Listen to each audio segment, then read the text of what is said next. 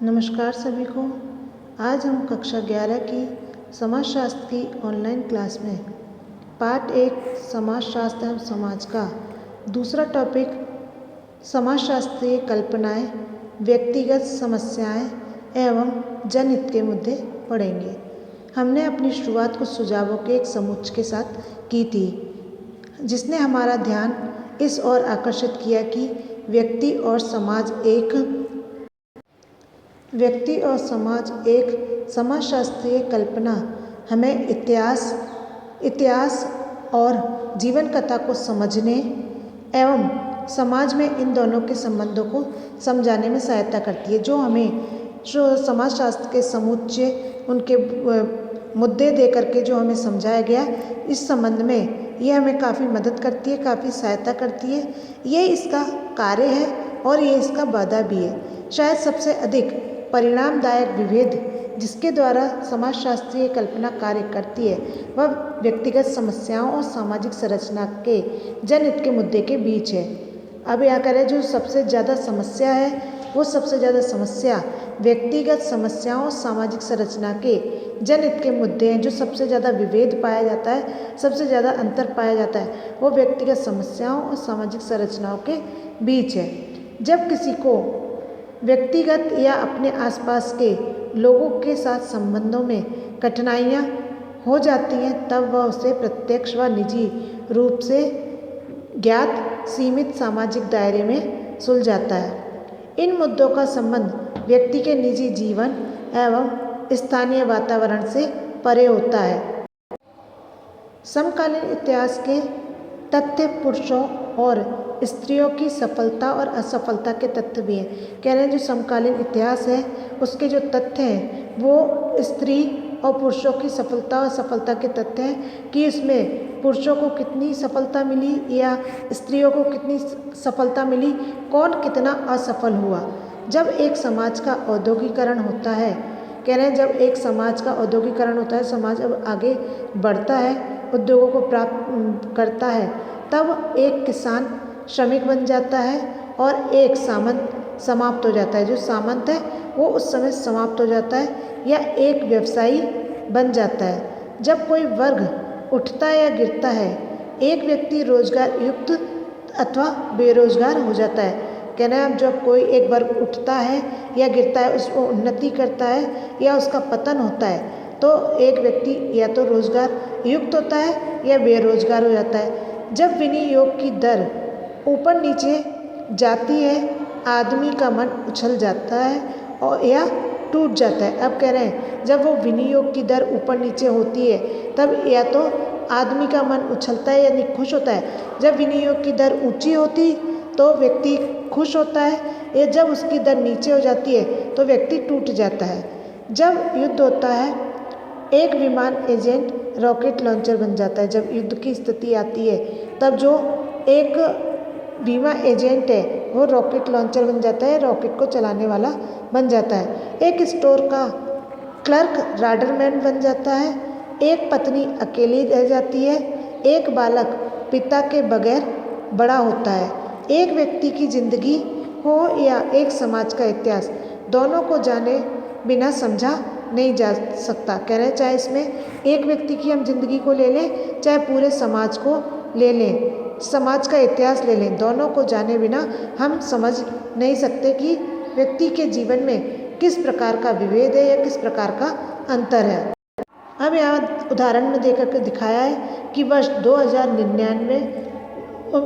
1999 और 2000 से आरंभ हुई इंदिरा आवास योजना सरकार के ग्रामीण विकास मंत्रालय तथा भवन एवं शहरी विकास विभाग द्वारा संचालित एक विशाल योजना है, जो गरीब और गृहविहीन लोगों के लिए मुफ्त आवास मुहैया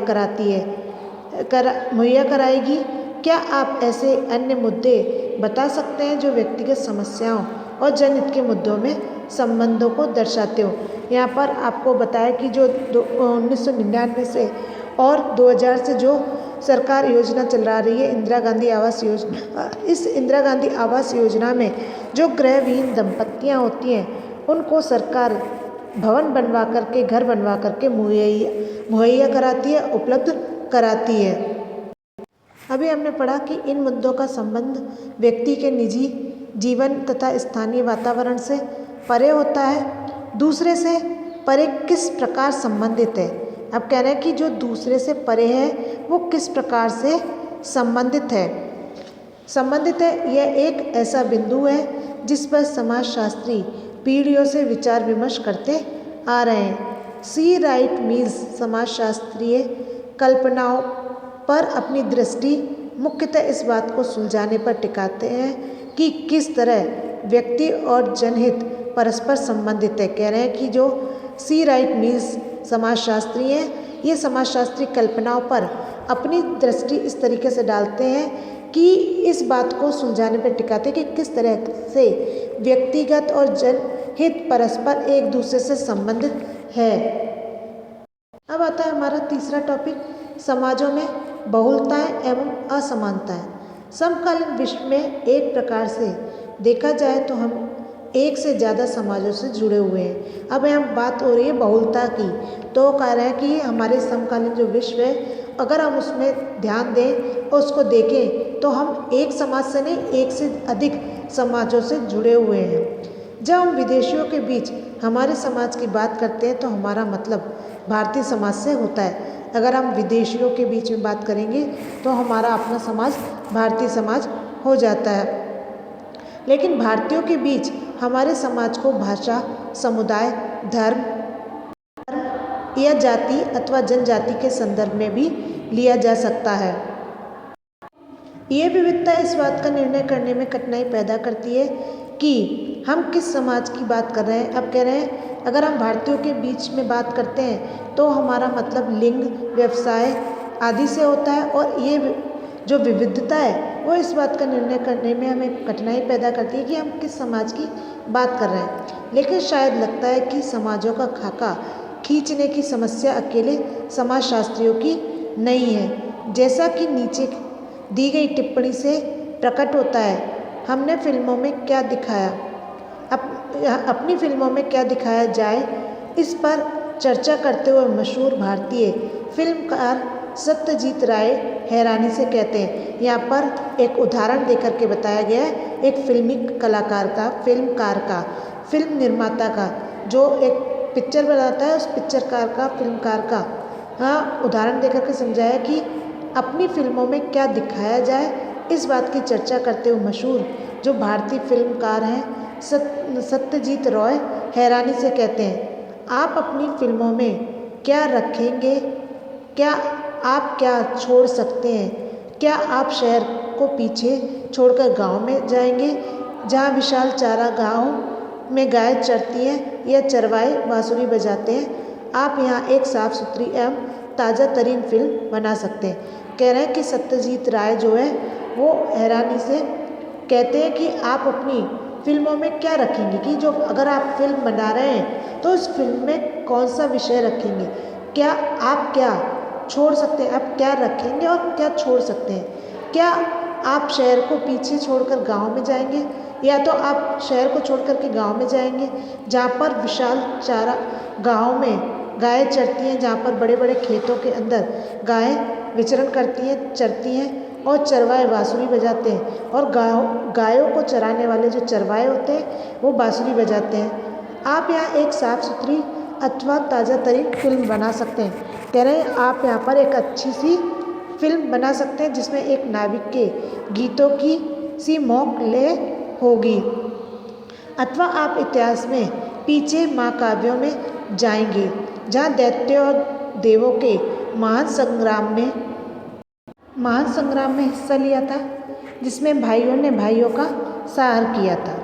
अथवा आप वहीं ठहरे रहेंगे जहाँ आप हैं वर्तमान में, यही विकट भीड़ भाड़ चकाचौंध भरे शहरों के बीच और इसके कोलाहल और दृश्यों और परिवेश के विरोधाभासों के से स्वर मिलाने का प्रयास करेंगे।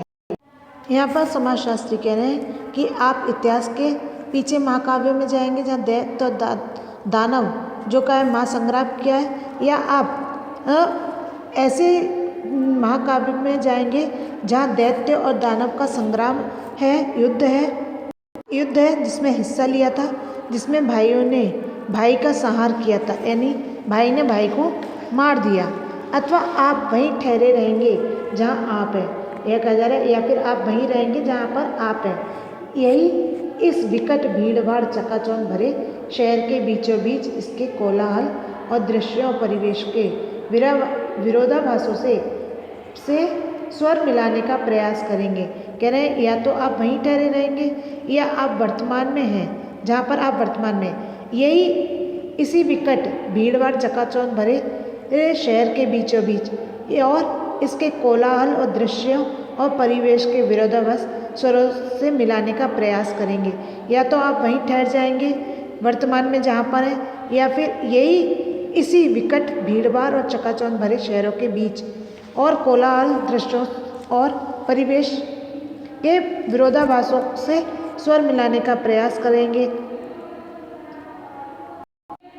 ये समाजशास्त्र के मुख्य प्रश्न है कि समाज में किस चीज़ पर ध्यान केंद्रित किया जाए। अब कहा जा रहा है कि ये समाजशास्त्र का एक मुख्य प्रश्न है कि समाज के किस चीज़ पर ध्यान केंद्रित किया जाए। हम सत्यजीत राय की टिप्पणी पर पुनः जाते हैं। अब यहाँ पर फिर इन सत्यजीत राय का उदाहरण देकर के कहा है कि हम उनकी टिप्पणी पर दोबारा जाते हैं तो स्तब्ध होते हैं, आश्चर्यचकित होते हैं। क्या उनके द्वारा किया गया गांव का चित्रण रोमांटिक है, यानी कि मन को अच्छा लगने वाला है। एक समाजशास्त्री के नज़रिए से गांव के एक दलित के नीचे दिए गए चित्रण की इससे तुलना करना उल्लेखनीय होगा।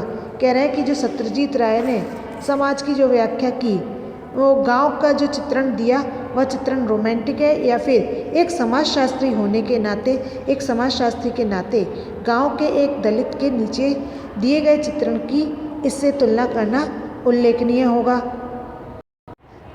जब मैंने उसे पहली बार देखा, वह गांव की छप्पर की छत वाली चाय की दुकान के सामने धूल भरी सड़क पर बैठा था, जानबूझकर अपना गिलास और प्लेट अपने बगल में रखे हुए, जो दुकानदार के जरिए मूक संकेत था कि अछूत को चाय खरीदनी है। मूली एक 40 वर्षीय पान से मैले हुए दांतों वाला मरियल सा व्यक्ति था।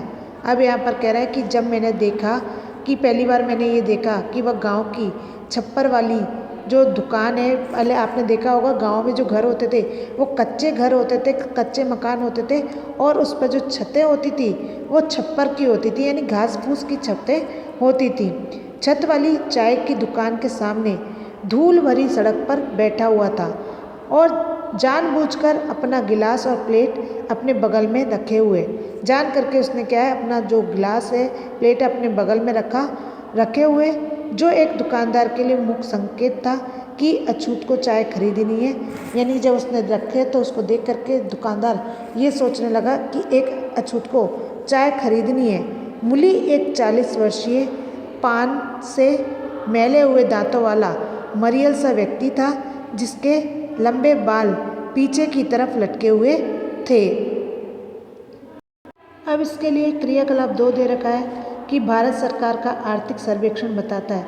भारत सरकार अब इसके लिए आर्थिक सर्वेक्षण करती है कि कितनी जनसंख्या गरीब है, उनके लिए सफाई की सुविधा क्या है। तो सर्वेक्षण बताता है कि सफाई सुविधाएं सिर्फ 28% लोगों को प्राप्त हैं। सामाजिक असमानता के अन्य संकेतकों मसलन शिक्षा, स्वास्थ्य, रोजगार इत्यादि के बारे में मालूम कीजिए। अब कह रहे हैं जो भारत सरकार सर्वेक्षण कर रही है उसके द्वारा पता चला कि 28% लोग जो हैं उन्हें सामाजिक सुरक्षा मिल रही है, उन्हें स्वच्छता, साफ सफाई की सुविधाएं मिल रही हैं, और सामाजिक असमानता के अन्य संकेतकों मसलन शिक्षा, स्वास्थ्य आदि के बारे में मालूम कीजिए इत्यादि के बारे में बताया गया है इस क्रियाकलाप के माध्यम से। अमर्त्य सेन का उद्धरण शायद इसका ज़्यादा अच्छी तरह वर्णन करेगा कि किस प्रकार असमानता समाजों के बीच केंद्रीय बिंदु है। कह रहे हैं कि जो अमर्त्य सेन है उसका उदाहरण देकर के बताया जा रहा है कि समाज के बीच असमानताएं, बहुलताएं क्या है, कि असमानता समाजों के बीच जो है केंद्रीय बिंदु है। कुछ भारतीय अमीर हैं, अधिकांश नहीं है। अब कह रहे हैं जो भारतीय हैं उनमें से कुछ भारतीय तो अमीर हैं और ज़्यादातर भारतीय अमीर नहीं है। कुछ बहुत अच्छी तरह शिक्षित हैं, अन्य निरक्षर हैं और उनमें से जो भारतीय हैं उन भारतीयों में से कुछ तो बहुत अमीर हैं, कुछ नहीं है, कुछ बहुत अच्छी तरह शिक्षित है और कुछ नहीं है, कुछ विलासिता की ज़िंदगी बसर कर रहे हैं और कुछ क्या है जो मिल रहा है उसके आधार पर अभावों में भी ज़िंदगी को व्यतीत कर रहे हैं, अभावों में भी जीवन यापन कर रहे हैं, जबकि दूसरे थोड़े से पारिश्रमिक के बदले कठोर परिश्रम करते हैं। कुछ तो क्या है जो मिल गया उसी के भरोसे ज़िंदगी को जी रहे हैं, ज़िंदगी बसर कर रहे हैं, जबकि दूसरे थोड़े जो हैं वो थोड़े से पारिश्रमिक के बदले कठोर परिश्रम करते हैं, यानी कि थोड़ी मेहनत थोड़े से पैसे के लिए ज़्यादा कठोर परिश्रम करते हैं। कुछ राजनीतिक रूप से शक्तिशाली होते हैं लेकिन दूसरे किसी भी चीज़ को प्रभावित नहीं कर सकते। कुछ के पास ज़िंदगी में आगे बढ़ने के लिए अनेक अवसर हैं जबकि अन्य के पास अवसरों का नितांत अभाव है। अब यहाँ पर उदाहरण देकर के बताया कि कुछ तो व्यक्ति ज़िंदगी में क्या है आगे बढ़ते रहते हैं और ज़िंदगी में आगे बढ़ने के लिए उनके पास बहुत सारे अवसर होते हैं, बहुत सारे मौके होते हैं, जबकि कुछ व्यक्ति ऐसे होते हैं जिनके पास अवसरों का नितांत अभाव होता है, यानी नितांत कमी होती है।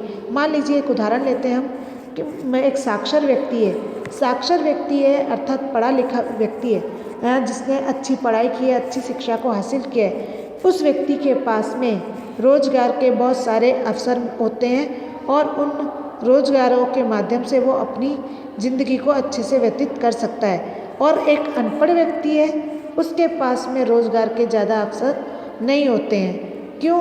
क्योंकि वो निरक्षर है, उसके पास अच्छी शिक्षा नहीं है।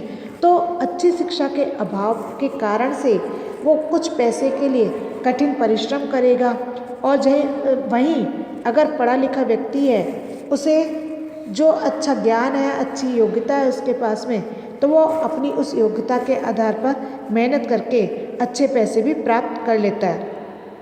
तो यहाँ पर यही कहा गया कि कुछ के पास तो ज़िंदगी में आगे बढ़ने के अनेक अवसर हैं और जबकि अन्य के पास अवसरों का नितांत आवश्यक है। कुछ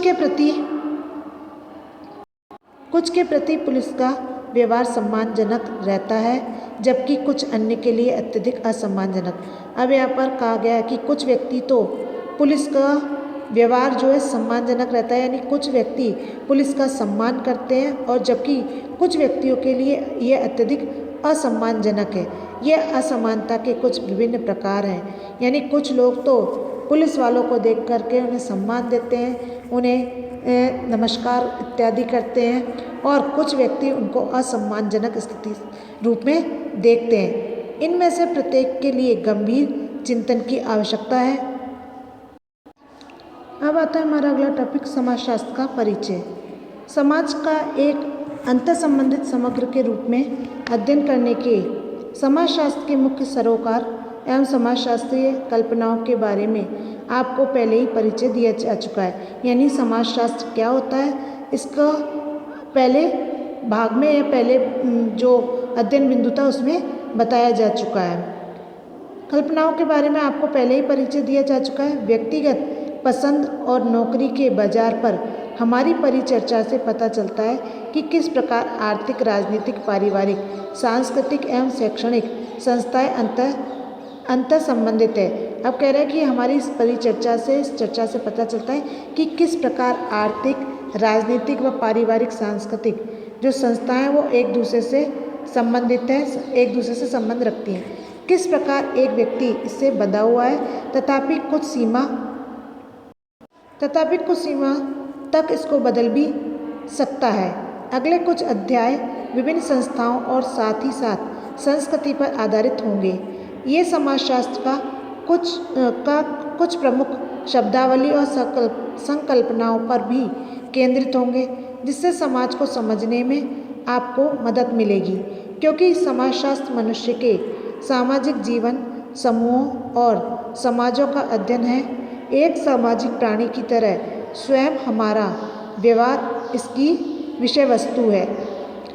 समाजशास्त्र एक ऐसा कार्य करने वाला पहला विषय नहीं है। यहाँ पर बताया जा रहा है कि समाजशास्त्र जो है ऐसा कार्य करने वाला विषय नहीं है। लोगों ने हमेशा से उस समाज और समूह को देखा और समझाया जिसमें वे रहते हैं। कह रहे हैं यहाँ पर जो लोगों ने हमेशा से ऐसे समाज को देखा और समझा जिसमें वो रहते हैं और सभी सभ्यताओं और युगों के दार्शनिक धार्मिक गुरुओं और विविध वेदताओं की पुस्तकों से स्पष्ट होता है। अपने जीवन और अपने समाज के बारे में सोचने वाला मानव स्वभाव केवल दार्शनिकों एवं सामाजिक विचारकों तक सीमित नहीं है। कह रहे हैं कि सोचने वाला स्वभाव केवल दार्शनिकों सामाजिक विचारकों तक ही सीमित नहीं है। हम सभी के अपनी रोज़मर्रा की ज़िंदगी के बारे में और दूसरों की ज़िंदगी के बारे में भी अपने अपने विचार रहते हैं और इसी तरह अपने समाज और दूसरे समाजों के बारे में भी। ये रोज़ाना की हमारी धारणाएं और हमारी सामान्य बौद्धिक समझ ही है जिसके अनुसार हम अपना जीवन जीते हैं। तो भी एक विषय के रूप में समाजशास्त्र का एक समाज के बारे में प्रेक्षण एवं विचार दार्शनिक अनुचिंतनों एवं सामान्य बौद्धिक समझ से हटकर है। मानव व्यवहार में क्या नैतिक है और क्या अनैतिक, रहन सहन के वांछित तरीकों एवं एक अच्छे समाज के बारे में दार्शनिक तथा धार्मिक विचारक अक्सर निरीक्षण करते रहते हैं। समाजशास्त्र का सरोकार भी मानकों एवं मूल्यों के प्रति है, लेकिन इसकी मुख्य दृष्टि इन मानकों एवं मूल्यों से परे उन उद्देश्यों पर है जिसका लोगों को अनुसरण करना चाहिए। इसका सरोकार उस तरीके से है जिसके तहत वे वास्तविक समाजों में कार्य करते हैं। अध्याय 3 में आप देखेंगे कि किस प्रकार धर्म का समाजशास्त्र ईश्वरीय मीमांसीय अध्ययन से अलग है। समाजों का अनुभाविक अध्ययन समाजशास्त्रियों के कार्यों का एक अहम हिस्सा है, लेकिन इस बात का यह अर्थ कदापि नहीं कि समाजशास्त्र का मूल्यों के प्रति कोई सरोकार नहीं है। इसका तात्पर्य केवल यह है कि जब एक समाजशास्त्री एक समाज का अध्ययन करता है तब वह जानकारियाँ इकट्ठा करता है। अब यहाँ पर बताया जा रहा है कि जब समाजशास्त्री समाज का अध्ययन करता है तो जानकारियों को इकट्ठा करने और प्रेक्षण करने को उत्सुक रहता है, चाहे वह उसकी निजी पसंद के प्रतिकूल हो। जब समाजशास्त्री कोई भी काम कर रहा है, समाज के बारे में जानना चाह रहा है, तो जानकारियों को एकत्रित करता है, चाहे वह उसकी निजी जिंदगी के बिल्कुल प्रतिकूल हो, चाहे वो विपरीत हो। इसको स्पष्ट करने के लिए पीटर वर्जर एक असामान्य लेकिन प्रभावकारी तुलना पेश करते हैं। किसी राजनीतिक या सैनिक संघर्ष में विरोधी पक्ष के जासूसी तंत्र द्वारा इस्तेमाल की गई सूचना को हथियाना काफ़ी फायदेमंद होता है। और जो पीटर वर्जर हैं कह रहे हैं कि यहाँ पर जासूसी तंत्र के द्वारा इस्तेमाल की गई जो सूचना है उनको हथियाना काफ़ी फायदेमंद रहता है, लेकिन इसका कारण ये नहीं है कि एक सफल जासूसी तंत्र की सूचनाएं पूर्वाग्रहों से मुक्त होती हैं। यदि कोई जासूस अपनी रिपोर्टिंग अपने अधिकारियों की विचारधारा एवं महत्वाकांक्षाओं को ध्यान में रख करके करता है तो उसकी रिपोर्ट न सिर्फ अपने पक्ष के लिए अनुपयोगी होगी बल्कि विरोधी पक्ष के लिए भी, यदि वह उसे हथियाना चाहे। एक समाजशास्त्री भी काफ़ी मायने में ऐसा ही एक जासूस है।